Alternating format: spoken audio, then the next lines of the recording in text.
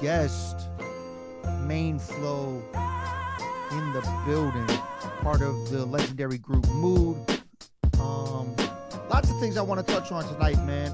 I don't really know what direction you want to go with it or where you want to jump off. This is very free flowing Okay. podcast. You know what I'm Got you, saying? bro. Yeah. Um, We can mix so it up, man. It's a lot to talk about, man. Always. yeah, man. Well, I guess let's start like this. Out of all the records combined, Mhm. be like your solo albums, the Mood albums, is there a certain album to date right now that you're most proud of? It's got to be the Mood album. Actually, I would say the Three Below record, like the record we made right before the Mood album, was like us in our rawest form, man. We would sleep in the studio all night, and we would. I mean, that's kind of how we came up with the name Mood because it was three of us, so we went with Three Below Zero. It's kind of like some cold type shit, metaphorically. Um, but as we started crafting that record, we noticed that there was we did music based on our mood, like the way Mm. we felt, like if we had a song called Murder Them, and it's like murder them, and that was the hook, and we whispered on it. So once we got to that point, we're like, wait a minute, like that's kind of sonically dope. Then we had a song called Mood Telepathy where it just came on and we just let me in, open sesame, the mortal man comprehend my telepathy, and it's just like, well, in the beats, dun, dun, dun, dun, it's vibing and we just letting it rock, and then we just come Yeah. in with the words that's kind of how we came up with the mood concept. So I would have to say that record before we came out with Doom, but then Doom is like a close second because Doom we were reading a lot of books, man. Like we was involved with a guy out of Brooklyn. I'm sure we'll get to that, but it was just a lot of studying going into that record. So when you listen to Mood, it's hip hop, but then it's like super educational and conscious. Yeah. Yeah. So that actually makes me want to ask this random question. Okay. I had a I before before before we even jumped into this, I put put something out there for some Mood Main Flow fans to ask some random questions. I put it out there like that, and Right. my homie Jarrell from Okay. Madison, Wisconsin, he actually wanted to know, will there ever be another Mood album? Dan, that's a great question, man. Excellent question. So I guess me and Dante, we would love to do a record. He's got a lot of solos right now that he's working on. I would say yes because we're both still lyrical, still working on music. So yeah, I would say yes. The last thing that we were putting together was well, the two last things we were doing is High Tech. We did like 5-6 songs with High Tech, and then Tech kind of got in his tech world where he kind of, I guess, disappears and just gets into whatever he's working on. Yeah. But we had a conversation about he was gonna put all the instrumentals together. He was gonna put the entire album together, and then just have us spit over it, song to song. And I thought that was real interesting. Hmm. Then we got at Oh No at approached us to do a record. So that was the last thing we were doing as well. I mean, we did the tech stuff, 5 songs, and then we started working with Oh No. Oh No kind of got busy too. He's working on video games and things like that. So I mean, we go. I think we're on to something. We'll be doing one. Yeah, I'm not sure exactly when, but I mean, 2024 should be exciting. That's dope, man. That's Yeah, dope. yeah. I love to hear that. That's the long answer to that short question. Yeah. And then my dude Jason from Yeah. Racine, Wisconsin, he wants to know what was the inspiration behind the classic Doom album, and do you consider it a concept album? Yeah. So the title was Doom. That's moved backwards. When you have a word backwards, that's a word spell. You know, like God, dog. There's a bunch of words. I'm sure you know a few. You might know a lot, but you know what I'm saying? Words that you can flip backwards. So the concept with that record was to basically bring the conscious music to the forefront because a lot of people was talking about the typical cars, uh, hoes, jewelry, money, you know what I mean? And we knew we could rap like that. But we wanted to do a little something different. So, you know, if you look at the titles on that album, matter of fact, I got it right here. Because it's the 25th anniversary Yeah. of this record. So we got Esoteric Manuscripts, Info for the Streets, Peddlers of Doom, Millennium, Babylon the Great, Secrets of the Sands, Tunnel Bound, Nuclear Hip Hop, Another Day, Another Way, Sacred, Insights, Verbal Stampede. That's on the 25th anniversary, but you could tell like that those aren't typical, you know, there's not the typical titles, you know what I mean? So yeah, that concept behind that was just to really bring consciousness to the game. You know, Dead Prez came out around the same time. Um, yeah, Dead Prez came out and they had that conscious vibe. And you know, like certain rappers Yeah. that groups that we liked in the past were like PE, Public Enemy, Ice Cube, and those guys, they all had a message, man. They wasn't just rapping about whatever. And I think that set us that's what made us unique, you know. Yeah, man. Um, Cincinnati. I actually love going to Cincinnati. I'm not even gonna lie. Yeah, I recently played there yeah. this year. You did, Uh, man. I was like, I wanted to teleport myself there when you was moving through the you was moving through the galaxy. I was like, yo, oh, what? yeah, Why am man. I like? How is yo? Why And am I not a part of any of the? You know what I mean? I was, I had that. I was missing out, man. But yeah, how was it for you, man? I was gonna ask you about that. I mean it was dope, man. Yeah. I don't know if you ever been to the so there's this spot there. It's called Urban Artifact. It's Uh-uh. it basically so I did this festival there 2 years in a row. Uh, Um they originally were gonna have the second one. So the first year they tried out at Urban Artifact, okay. and I think this was 2018 or something like that. Yeah, yeah, yeah. Um, so I played that, and then I went back in 2019. They were trying to get Top Cats, but then they had something going down Oh, okay. with like ownership or something. So then they ended up moving the second festival to another spot. That sounds about accurate with Top Cats. You know? and then um and then the third one that they were trying to do came at the time of when, the pandemic shit started. So Okay. and it's crazy. I actually won the MC battle during the pandemic version of this same festival. Okay. I don't It doubt was that. it, It's your time, man. You it know? was the festival was called Overcast, and what it was it was a bunch of people in Cincinnati trying to re-jumpstart the Scribble Jam shit. Okay. You know what Okay. I'm That saying? was phenomenal. So that's what they were trying to do. Obviously, the pandemic, hindered that. Changed it. Like they haven't really come back since then. But the thing that did happen Mhm. is during that period of time, this place, Urban Artifact, turned Okay. itself into basically a professional live streaming studio hip hop venue. Okay. And like So, when you walk in this spot, like they do live shows. Obviously, the show I did was a live show, but okay.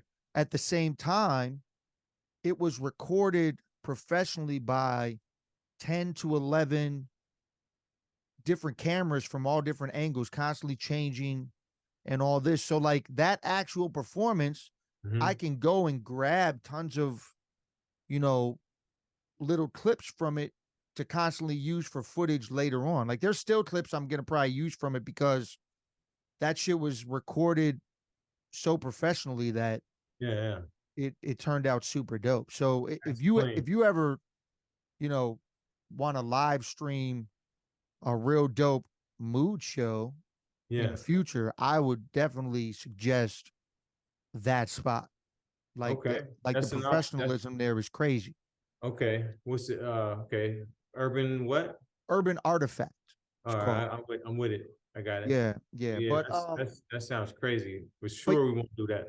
but yeah, Cincinnati was cool, man. You know, I was there a lot of years during the Scribble Jam era too. I think Yeah. 03 till '08, I was Okay. there. Yeah, yeah. Um, He was in the mix. so when y'all jump started into the hip hop world, what was the Cincinnati scene like during that time? Before us there was a group called what was a rapper named Jabri Wise One, and he had a song called "The House the Dog Built." He was the only like pretty much artist that had a national type of vibe, national. He hit national with that record. We had MC Rude. He was kind of a good influence in a way, because Hmm. he had his own label called Kill 'Em All, and then he had like groups. He had a group called Shutdown with him, and there's some white kids. It was dope, man. I think they was from Dayton, but he would have.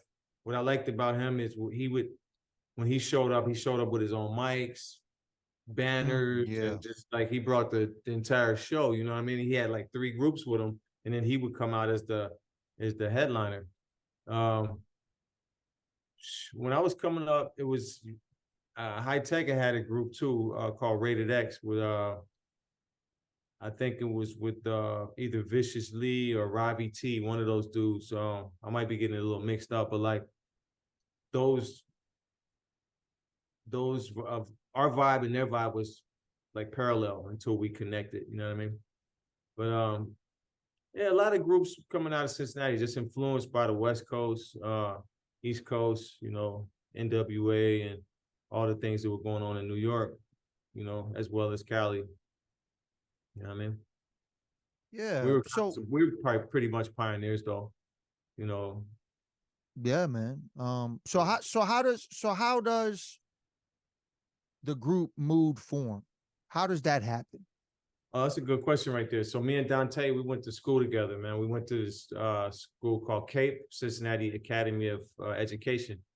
And at that school, they teach you like basically like if you was wanting to go into sports and Olympics and stuff like that, that's basically we have four physical PE classes in a day.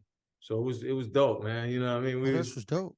We was That's learning dope. like, man, I mean, we learned how to ride unicycles, Oh shit. people, accurate like what's it called? When people tumble and shit, backflips and all that shit. Uh Oh, uh, Gymnastics, all that. The rings and all that, like yeah, yeah, real yeah, Olympic yeah, like yeah. pommel That's horse, crazy. like this is in our gym class, man. You know what I mean?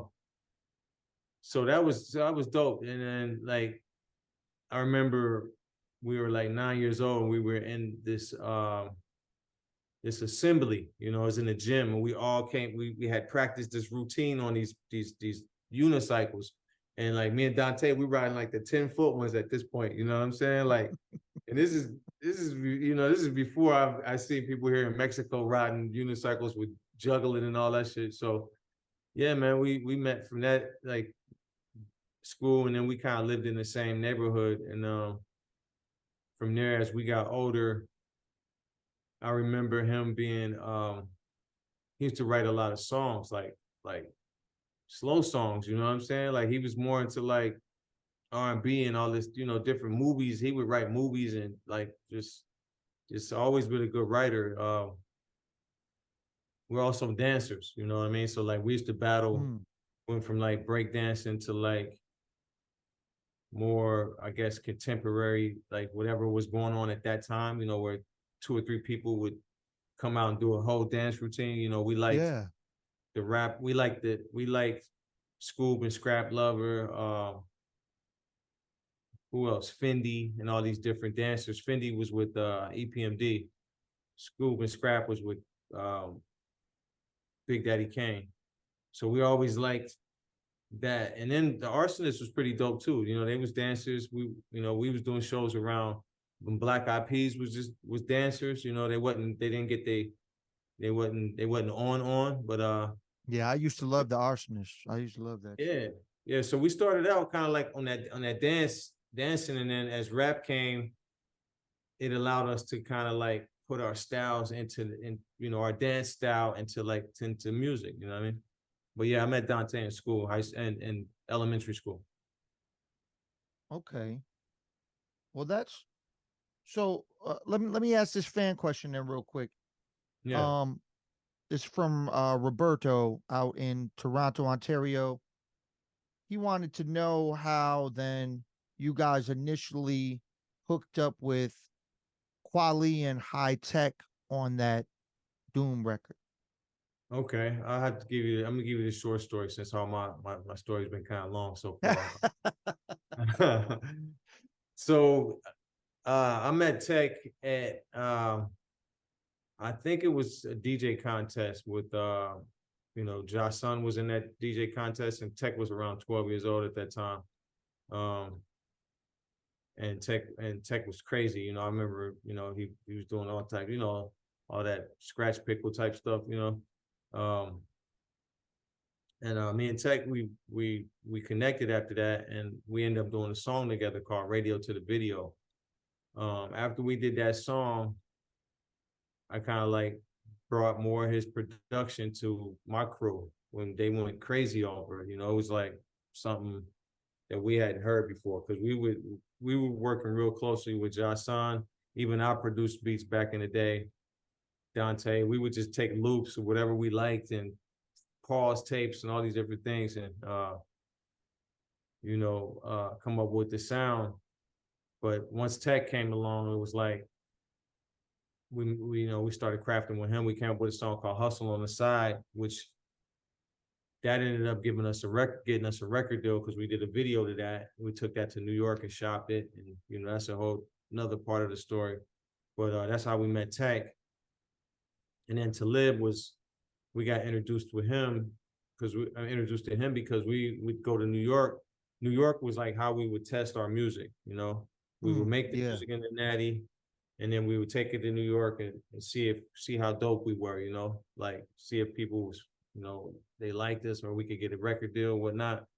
And one time we were there shopping our deal, and um, I think it was Omari and Divine. I think Divine was roommates with Talib because they had went to college together. So like, it was like Omari, Divine. They all had this. They all kind of like introduced us to Talib. And once we met him, man, we was just on some MC shit, man. Like we just really liked how advanced he was. Yeah. And we kind of started incorporating him just whenever we could, man. Anytime we came to New York, kicking it with him. There was times where I would pick Talib up in a limo, man, and like I don't think he had been in limos at that point of his career.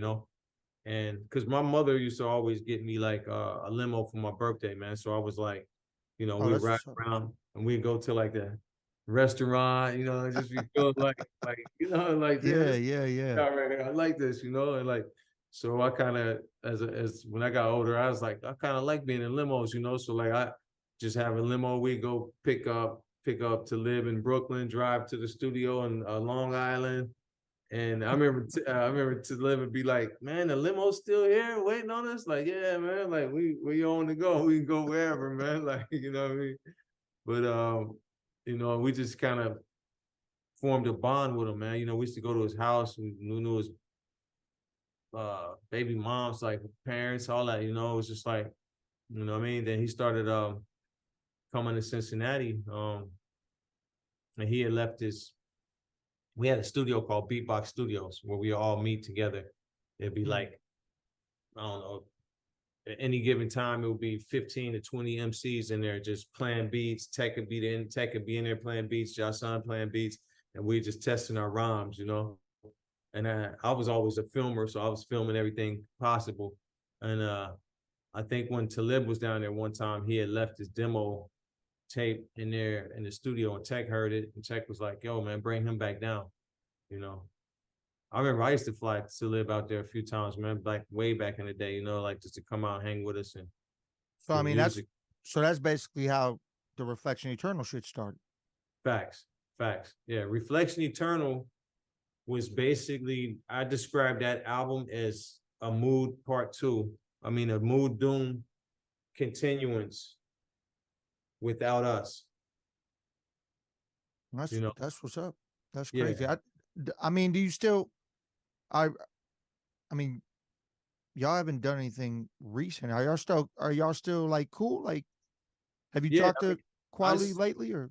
no, no, no, no, no. We're definitely not cool, man. So I'm cool with Tech for sure. Like that's my guy. You know what I mean? Yeah. And I seen Tech maybe I don't know right before COVID. You know, we just at this. I was in Cincinnati and seen him at the Cheesecake Factory, and we just chopped it up, man. You know, talking. We was like, yo, Yeah. that's my guy, man. But Talib recently kind of attacked our crew, man, because Mm. he had a situation in Cincinnati, and he ended up getting punched in the eye. None of us had anything to do with it, but since he didn't have a way to, uh, you know, somebody's got to be a blame for something, you know, and so he kind of threw Dante in that mix, and then I got affiliated to that by default, you know, because you know Dante's my guy, and he wants me to choose, you know, like either I'm down with Dante or I can be cool with him. So that was kind of Yeah, his this is way. whack. Yeah, that was kind of his way of letting me know that he didn't want to fuck with me, you know, because somebody you want to work with still, you won't do that. You won't give him an ultimatum like that. Like that does Yeah. that's yeah, that didn't work for us. So there's a lot of things you can look up on the information behind this whole thing. But he, you know, I don't want to tell his side, man, but like basically from my perspective, he gets punched.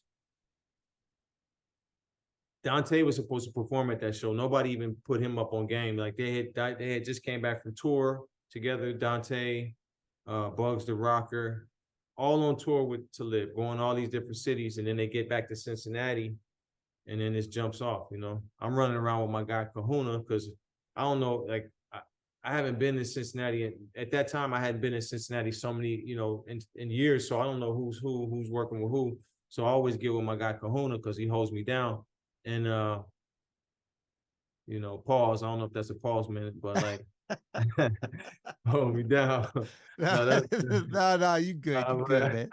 but pause is always good for a funny, you know, something Yeah, funny. yeah. But yeah, so it, he gets punched, man, and that's it, man. He starts attacking the crew, man. What can I say, man? Like, you know, if you look up things he's been up to, man, he's been kind of burning bridges with a lot of people. So it's not. Yeah. I haven't seen Yeah. him since, though. I would like to have a adult conversation with him, but Yeah, I mean, it kind of seems like almost like self-sabotaging his own shit. yeah, yeah, It's yeah. kind of But it's kind of from his crazy. mind, he thinks it's okay though, and Mm. nobody's telling him. You know, he doesn't listen to people. When it first happened, I told him, I said, man, I just wanted peace, bro. I just when days after it happened, 2 days after it happened, like after it happened, I actually was the guy who came to me and Kahuna come to his hotel, you know, strapped up, like, here, you know, what you need, like, what's going on? Like, let's figure this out. We take him to his other hotel. Um, and then he uses that against us. He was like, man, you know, you brought Kahuna around and Kahuna's trying to get money from me and extort me and shit. Because Kahuna might have called him like a month later and was like, "Hey man, I want to go see Main Flow in Cali. You know, can you give me some money for a plane ticket or some shit like that?" He wasn't telling him, "Look, bro, you got to give me money." You know, I was like, "Yo, can you, you know," because we look at Talib maybe like he might, if you know, maybe if he can fly women around, man, why can't you fly the dude that helps you? Well, maybe you don't want to. Okay, cool. But like that's how we used to work with each other. We never really was into like, you know, whoever had the bag was spreading it out, man. You know what I mean? But Hmm. it changed as they got up the ladder, man. These dudes kind of went into their own thing, you know what I mean? But we were always the dudes that was giving everybody everything. Yeah. Well, I mean, that's definitely love, man. It kind Yeah, of reminds me almost of like like you look at a like an NBA player, right, with all his peoples around him and shit. yeah, yeah. That's kind of the vibe I That's get how it's from supposed that. to be, man. Like we all talented, so like we still sharp and still, you know what I mean? But everybody, people change though, man. You got to allow them to change, man, and not try to be so judgmental. You know what I mean? Yeah, yeah. You It is so what it is. so before we jumped into that whole thing, Yeah. we were talking about um your deal, record label deal, Hmm. and when I look at it, there was like a lot of record labels kind of that y'all were dealing with, like on and off or whatever. And Yeah. before we jump into me asking you about the jumps from different record labels, isn't it crazy how different shit is now with Yeah. like music? Ain't like isn't it crazy like how would it like you don't need labels like it's just crazy to me how different shit is compared to back then in the day. Well, if you look at it like this, they changed the formats on everything. So now it's streaming. You know, I look at it like the vibe is different now. You know, we used to have a different sound and different connection with music, man. You know, you get a CD, you be like, I don't know if I'm kind of weird, but I used to smell the CD. I like the smell of it. Some people like the smell of new shoes and stuff, but I used to love the smell of like the CD and the Yeah. vinyl and how you know that's a different sound. And then once you get it to streaming, that's a whole different way. Like it's like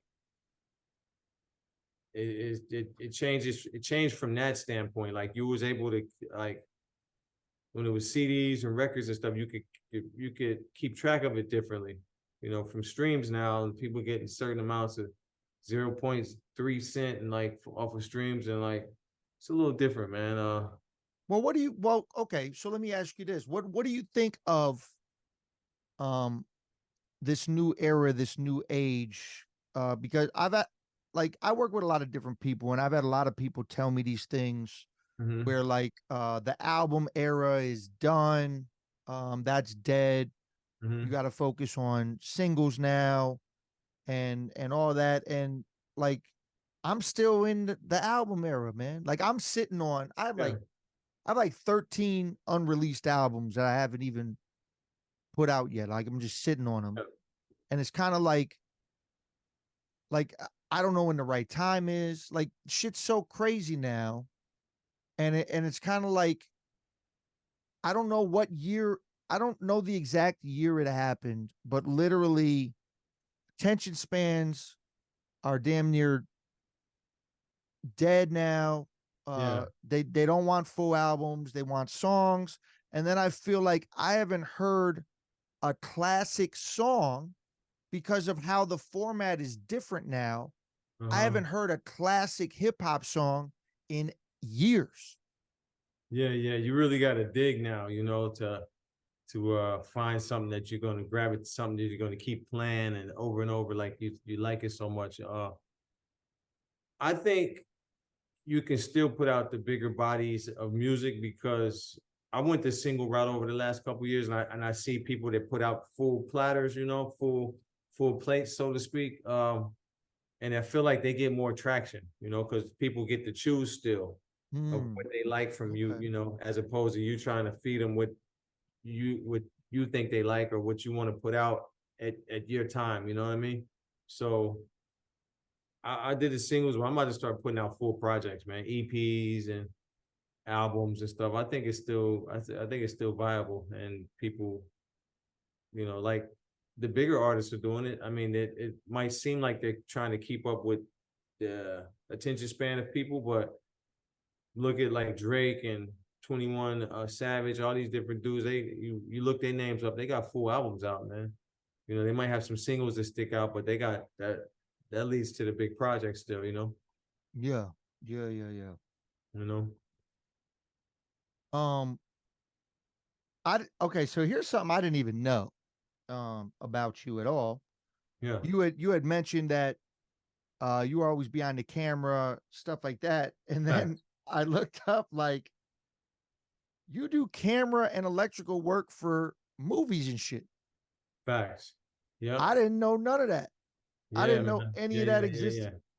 I got an IMDb, so it's getting my partner Alex told me the other day. He said, "Man, he thinks that I'm one of the biggest when it comes to not having an agent, manager, or anything, and being in that world, being having an IMDb with movies coming out next year, doing drone uh, locations, uh, PA, I edit, acting. You know what I mean? So it's like, but I decided back in school a long time ago when my teacher was telling us in my acting class, the teacher was telling us the statistics, the different actors that, like how many actors are working in LA. Like there might be 30,000 actors or whatever, but only 2,000 are working.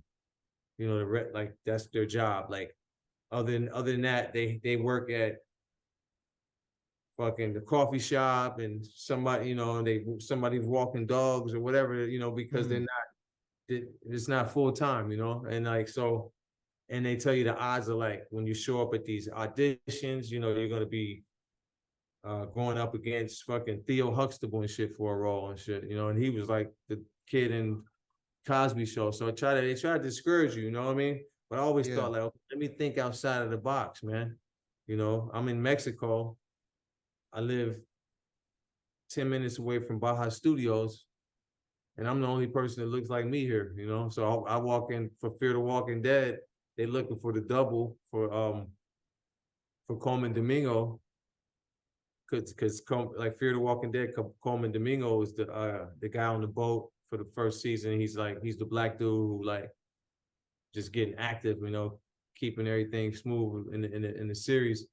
And I walk in for the audition, and they pick me. There's 400 people in there. I walk in, the lady comes, grabs me automatically. Like she got on the phone with her mom. She's like, "I got the guy. Like this him. They That's approved crazy. me.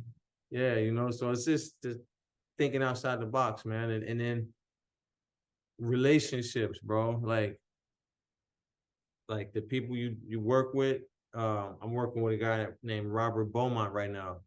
I got introduced to him through um, one of my friends who does editing, and she's so low key that her IMDb is like 3 times mine, man. She's been doing so many editing jobs for these guys. And then she introduced me to Robert. So once this beginning of this year, I had like a regular gig, but then I'm putting in hours at this regular gig, and I'm like, but in the back of my mind or in my mind, I'm like, you know what? It's cool, man. This is what I'm working on right now. But 4 or 5 months from now, I'm gonna be working on a movie, man. Because Mm. this guy, like Yeah. our relationship is good, and I'm building a rapport with this guy. You know what I'm saying? So I can, and with this particular director, I can be in any of these different positions. Um,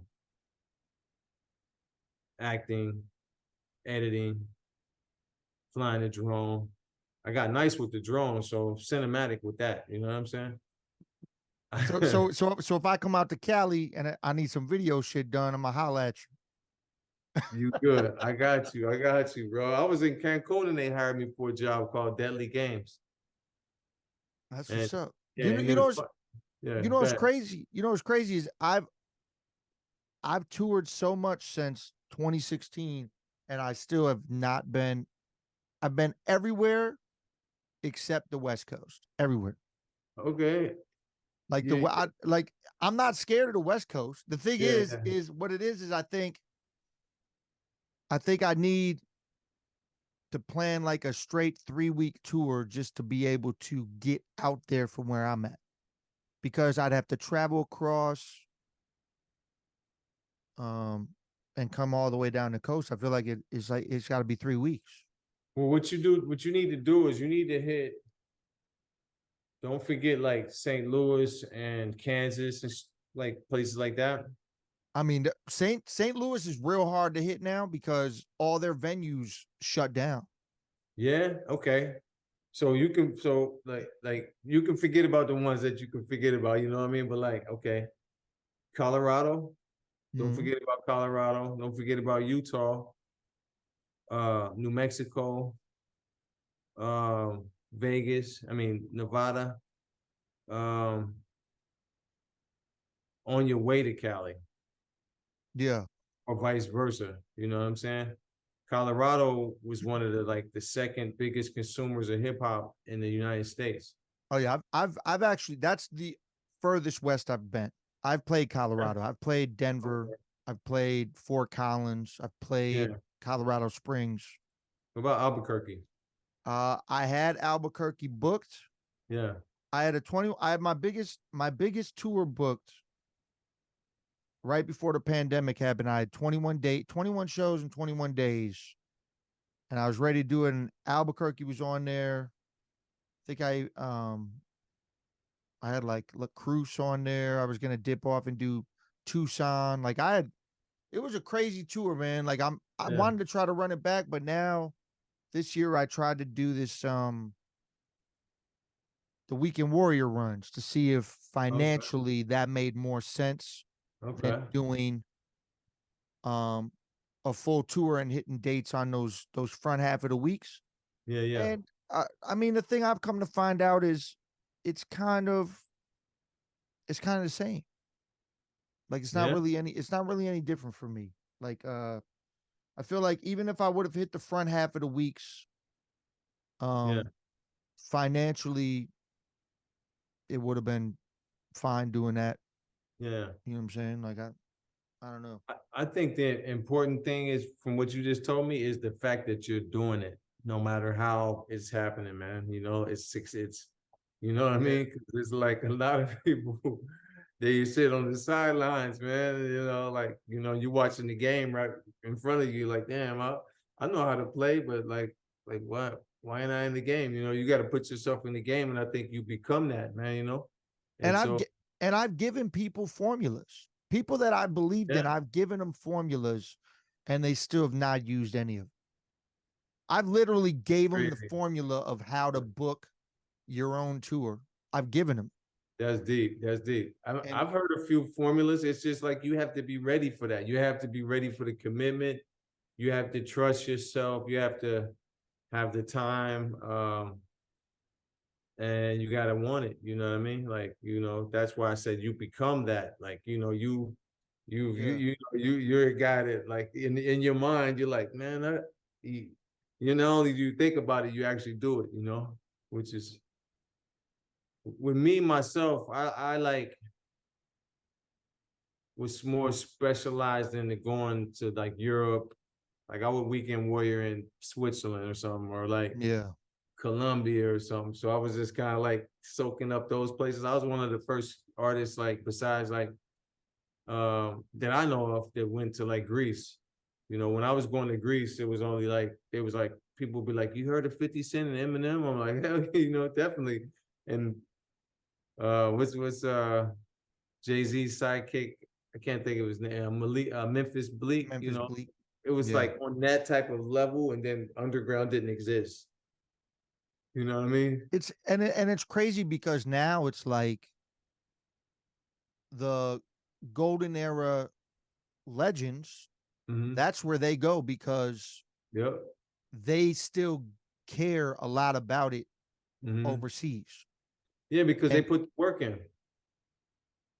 Yeah, yeah, that's what they were, putting the work in, and now they can keep reaping the benefits of it without even people, that's the formula. yeah, because I mean, I got during the I don't. It's crazy how it even happened, but basically during the pandemic, since I wasn't doing tours and shit, that's when I was working on a bunch of random extra music, and Yeah. I ended up doing a song with Fredro Star from Onyx, and that's Okay. kind of what got me down with their label now, like their 100 Mad. Like it's a You label down? slash brand. Like yeah, Yeah, I'm I so like that. I like that, I'm man. down with them, Yeah. and they have. I think they're over in Europe right now. They tour Europe Okay. heavy as fuck. Yeah, I missed them here in San Diego at the beginning of the year.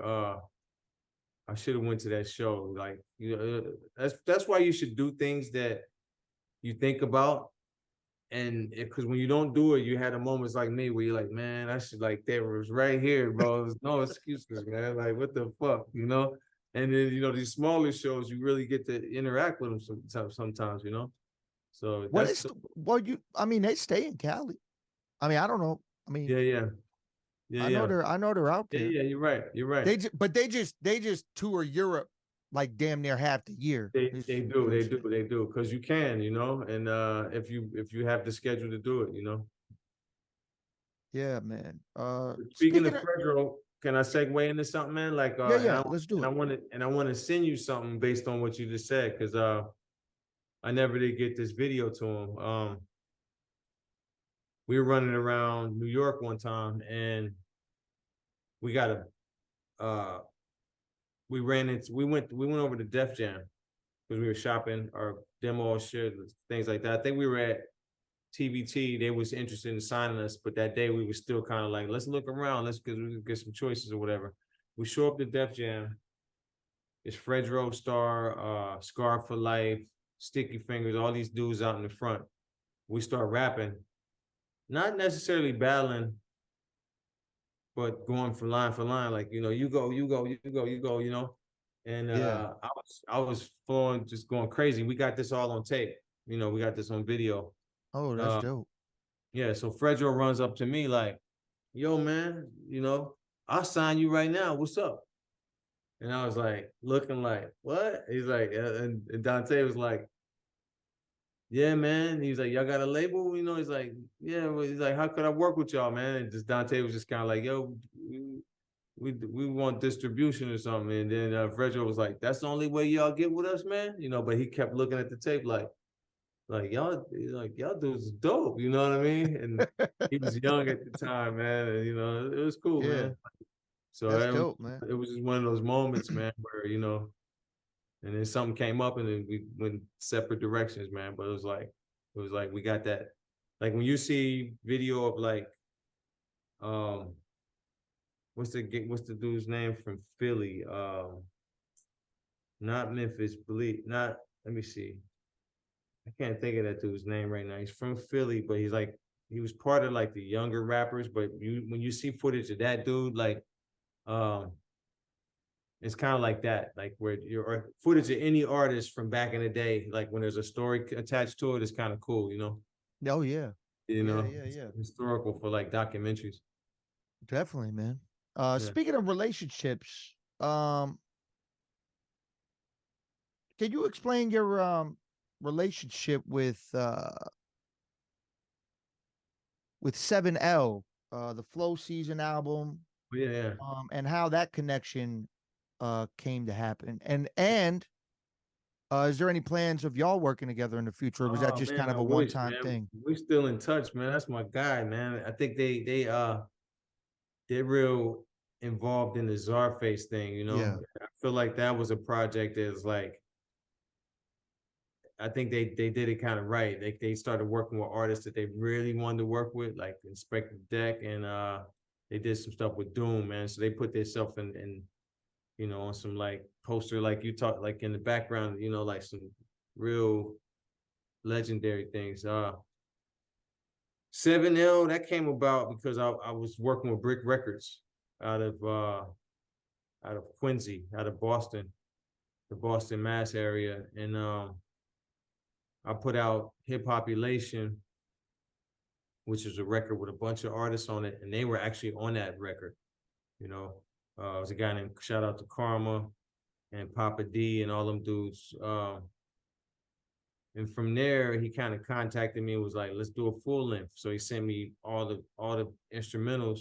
I recorded them here in Mexico, and then I went to out to Massachusetts for the icing on the cake, just to kind of get in the lab with them and kind of get that feeling of working on a record with someone. And Yeah. just classic. Yeah, man. That- that record. That's actually crazy because I'm pretty sure Yeah. that's when we met. Yeah. When you were down, when you were with Brick, when like you were doing shit with Brick Records. Okay, that's dope, Pretty sure man. that's when we met Yeah. and we did the first joint that we did Made a week part. made a week part. Yep. That's crazy, man.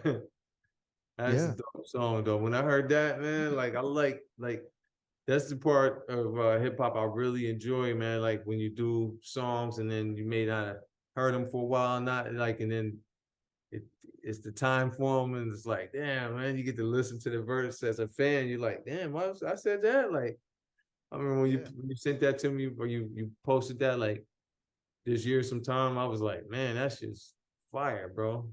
Oh yeah, it's still fine. And It's it still stands, dope. yeah, it test of time, you know. And I mean we've done a lot since then actually. Some of the Mhm. shit ain't even out. Like I got the one joint that you dropped the verse on, me, you, Prince Poe, that's gonna be on my Ayatollah EP. Okay, I gotta Um hear that. yeah, I'm gonna have to resend it to you because I actually did the final master mix on it. Yeah, yeah. So we was getting busy then, huh? Yeah, we did a bunch of random things, man. I'm pretty sure you were on like my joint with a joint I did with Pace. I mean, we've done joints. All We've done right, some all joints. right, all right. We could have Over did an over EP or something like over the that. years, we Oh, have done some joints. all right, cool. That's what's up, man. You said the pace one joint, everything. Yeah, man. Yeah, Um that's what you call rapport right there, man. That's why when I saw you doing this, I said, "Oh man, I hit you up immediately, bro. Like we gotta chop it up. That's a good time, you know." yeah, man. And but you're right though. This is the first actual time that we really did chop it up. I mean, we've worked on songs. Yeah, yeah, I'm pretty sure that convos just ended up through email or something. yeah, I even think the May the Week part shit happened through MySpace back in the day. yeah. That's crazy. That's dope right there, though, man. We had Tom involved in that one, huh? In that collaboration. Yeah, the real throwback right there, man. Yeah, you know. Um, okay. Here's just a random, just straight out of blue shit. Hmm. You're in Cali now, Yeah. from Cincy. Hmm. Favorite food spot in Cincy, favorite food spot in Cali. Favorite food spot. You got me with that one. We used to have a place. Yeah, man, you got me. Let's see.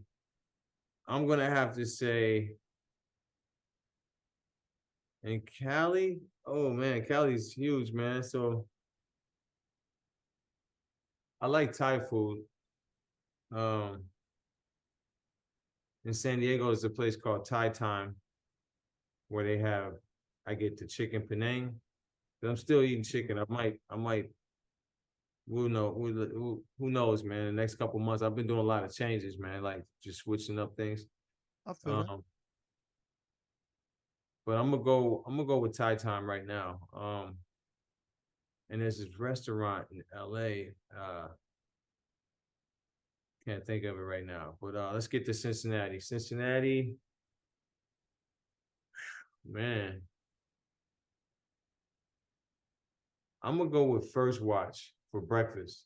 Like I like to just go to that place for some reason. I think it was because it's Damn, nostalgic. I ate there when I was there. You, yeah, you did.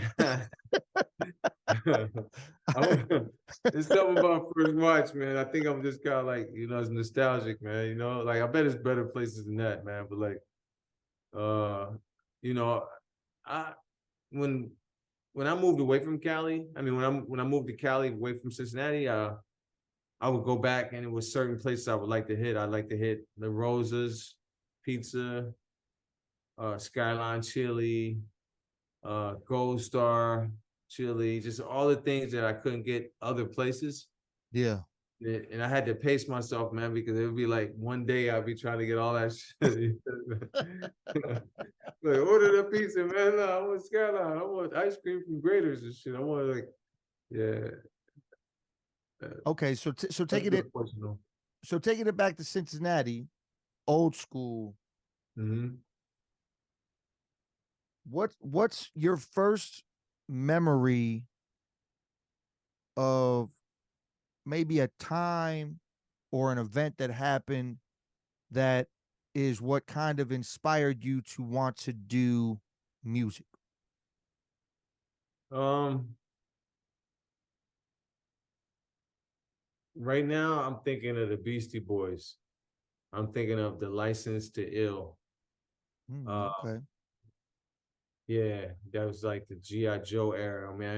We like I don't know, we pretty young, man, playing G.I. Joes and shit. And that record right there was just like, man, it was just something about that. Like I just, there was other records that had came out before that, like Run DMC and all the and LL Cool J and uh but Fat Boys, Skinny Boys, all these different, Houdini, because I think that was I might be talking about 87 or something like that. Rakim and all the, Rakim maybe came a little later, but I think it was just now that I think about it, each one of those records, like the Rakim record, I was like, man, this is I'm in school and it's like this is like sacred to us, you know what I mean? Because it's like you can't really understand it, you know what I mean? It's on such a different level.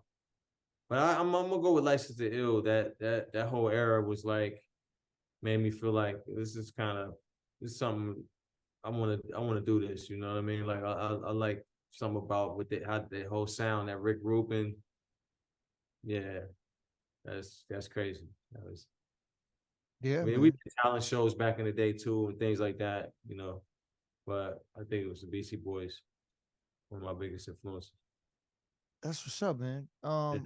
My dude CG, we kind of touched on your initial hookup with high tech, Mm-hmm. but my dude CG from out in Buffalo, he wanted to know what it was like to work with a young high tech, and I'm thinking of it in a way like, how people would talk about how it was like to be in the studio Mm-hmm. working with a great producer mind like Dilla. Like, you see all the people talk about Dilla.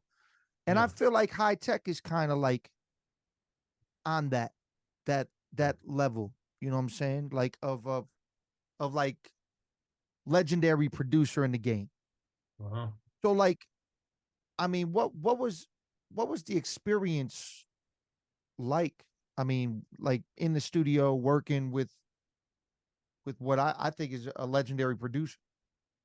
Like, Uh, did you know that was, I mean, you kind of touched on it a little bit, but like, did yeah. you instantly know like that was? Yeah. Yeah, yeah, yeah, yeah, yeah. He was that dude, you know what I mean? Like when you hear them sounds, man, it's just like, oh man, right now it's taking me to that day, you know what I mean? Of days of like, oh man, this is hard to explain how complex and really unique the way he puts things together, man, from the drums. And it was just really it's I had to say when you were asking the question, I was just thinking of masterful, man. Like just a master watching like the best like sports player or whatever it is, like just watching the best person, like the best creator doing his thing at that time. what I really liked about working with him is anything you left with him, like any kind of verse you did, song, he would just take it to this level where you're just like, it's so it's so professional, man. You know what I mean? Like, and That's dope. that's where I start feeling like, wow, this is what music is about, man. You know, like this is you the vision start getting bigger. You know, like okay, we're working with the right people. And shout out to Josh Sun too. Josh Sun was like more foundational with with shaping how we moved and just being there for us as a DJ and making beats. But like Tech was just ridiculous, man. Like that's basically where I can explain it, man. Like just way ahead of his time, man. You know. Yeah, yeah. Creation process for you, main flow. Like when you're Yeah. putting together a song, what is your method? Okay. Just depends on like lately or over the last I don't know how many years I've kind of adapted this. I used to be in the studio with my partner Solicit, and at those times I wasn't writing as much. I was just going, you know how people talk about a technique of not writing. They just go in and like spit the lines and I'll just look around his house and be like, oh, this movie right here, and I get my metaphors and everything and like video games, whatever was around me, I'd be like what I have on and just kind of just crafting it like that, looking through some books, looking through records. I like looking at records just like of other artists, just looking through them and just looking at the record like, wow, what was they doing back then? And that might turn into a metaphor. Um Yeah. lately I just throw a beat on and just see how like the first couple words feel and I've been using the Tupac technique too, where like I heard that he was in the studio and he would have five other people working with him, and whoever had their verse done first, he'd be like, okay, you go, and then you go to the second person, third person, and by the time he gets to the first person that did the song, it gets to the end of their verse, and whatever they said at the end of their verse, that would be the hook. Mm, That's what the song would be about, you know what I mean? So, okay. so I've been doing stuff like Okay. that lately just to see how it is, and it's dope, you know what I mean? Because now you didn't have what you really wanted to talk about, but you knew you wanted to talk about something because the beat was making you feel a certain way. And then you get to that end and you're like, okay, this is what I said at the end. All right, let me make a hook from this. And now the second verse can follow because you didn't already. That's crazy. So wait, so this is a Tupac method? This what this is called? This is I heard this was like Tupac. Like I heard I was watching some type of documentary and like he would because he wanted to be so productive. He was he heard stories about him making 5, 6 songs in a day, 5, 10 songs in a day. well, I And mean, yeah, I how mean, was he? look how much music Yeah, came out after he passed. I mean, exactly. So how was he doing that? So that's just one technique I took from him, and like maybe uh just the feeling. Lately I put more like uh what you call it, inflections, so that everything doesn't have to be so bang, bang, bang. It might be, you dragging the words out a little differently, stuff like that. Just yeah. putting that feeling into it. That's crazy though. So that technically is something that stemmed from the early 90s. So Fact. you're using a method right now to Uh-huh. create that stemmed from the early 90s. Yeah, yeah, yeah. Which is cool because I listen to all types of different music, but like people I've been doing a lot of collabs lately, and it's cool to be able to give people their main flow style that they like. Like it might be a little modified at this point, but it's like I'm working with a producer named Black Todd out of Atlanta right now. He grew up with us, around us, and now his sound is just on another level. Mm, And we just did an EP in 2 weeks. We did 5 songs, and that should be coming out. He wants to put out in October. But he just told me, he's like, man, you sound like the young, hungry he said the Young Hungry main flow, and he's like, I think my beats is bringing that out, you know. And there's some truth to that, man, because it's like when you're working with somebody that knows you, you know, it's been around you.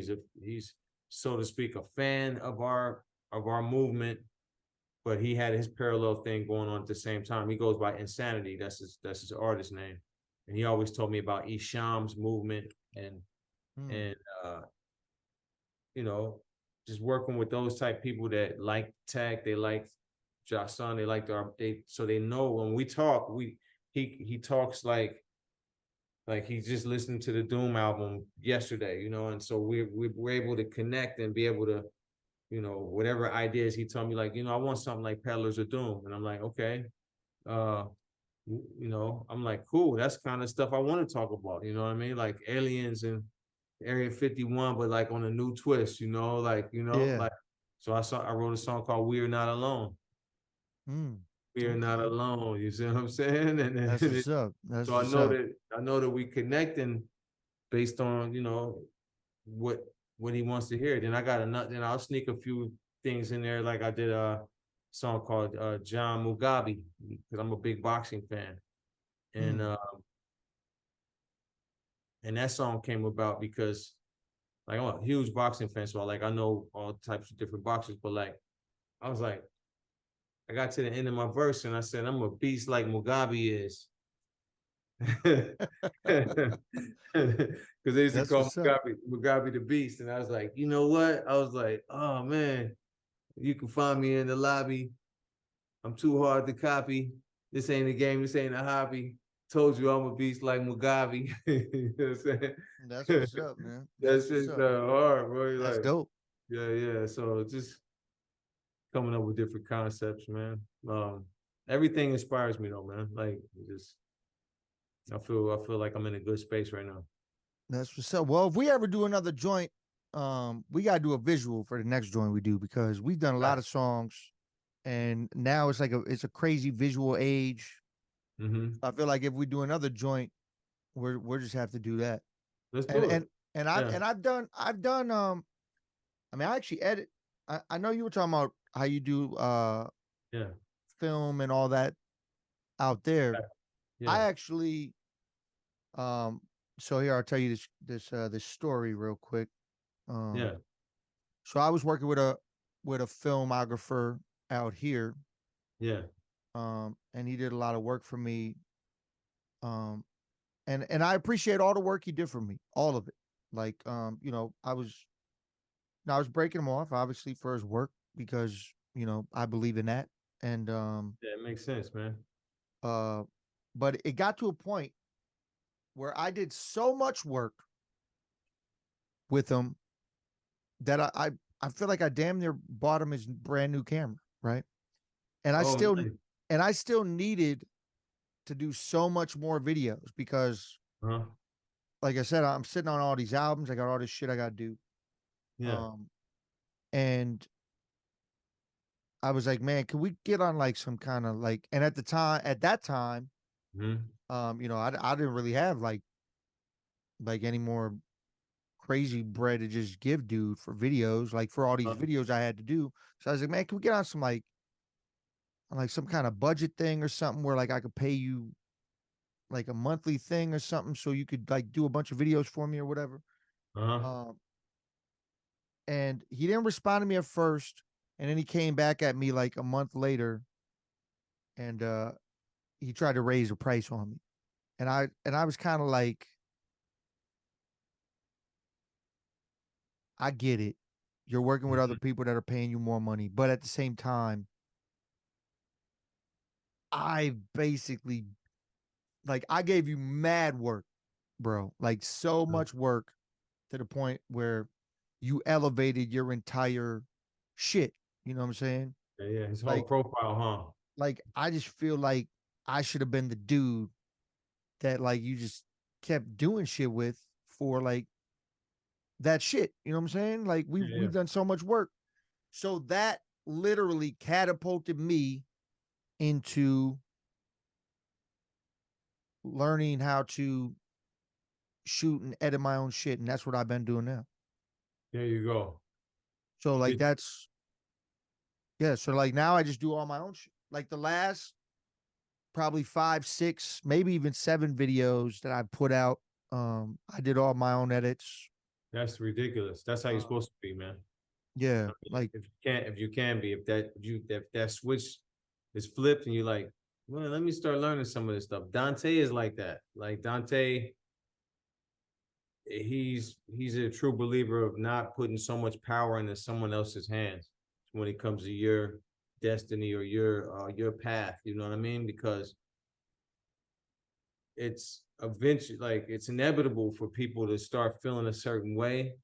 mhm. You know what I mean? Unless it's like your brother, and even then, you could have some different things going on. But like, a couple of things come to mind when you was telling me that. Did you get to explain that to the guy, like what you just told me? I I sent him a message about how I felt, and I feel like he left it on unread. Yeah, okay, he got you. So he either like read the Yeah, top of the message yeah, and then just never reopened it. like that. Well, the good thing that came about it is you evolved, man. It puts you in a space where you had to learn, you know what I mean? And I think for me, that's one of the best ways to advance, like because we get so comfortable. Short story. I was working on Final Cut, and I always wanted to learn Adobe, but I just never took that jump. And then one day I just loaded up with like something came out of I don't know why I had to do it, but I started a new video on Premiere, and I was like, holy shit, I don't know that I know more over here, but as I started going, I started figuring it out. You know what I mean? And that Yeah. allowed me to learn a new program. So I think some of it is like that. Like you just gotta have a reason. I can speak Spanish, and it wasn't because I live here in Mexico. It was because I started taking classes, and I had to be in Mm. that class, and so if you're putting in that type of time, it's like you're not gonna just be blowing it off. So Yeah, I mean that's the same with engineering for me. Like I've been engineering my own shit for like over 15 years now. To the point where like, I told you I was down with Onyx now, and literally yeah, I've mixed and mastered like 4 to 5 albums that label put out. Like I've mixed the new that's the new Onyx crazy, record bro. that's coming out. I think maybe a week or two. Like I just did the mix and master on the whole album. No way, man. Yeah, Damn, man. bro. How does that feel, man? How does that feel like It's from you it's coming du- up to well, being working on that level, man? Like, what was one of the craziest things is when uh Fredro hit me to like he just out of the blue just hit me to like, hey, so I'm gonna have you mix my solo record or whatever. And I'm like, you, like what? you're like, I'm what's like, going on? Like, I'm like, all right, like, yeah, that's cool. And I mean, I was a fan of Onyx. So now that I'm back.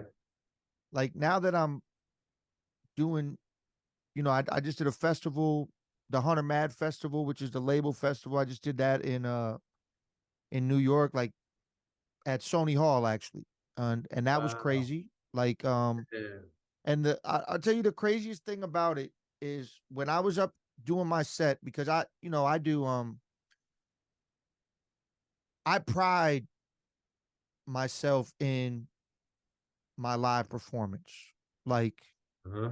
I mean, the music's dope, creating the music is dope, but I feel like live performing in this day and age uh in hip hop is lacking crazy.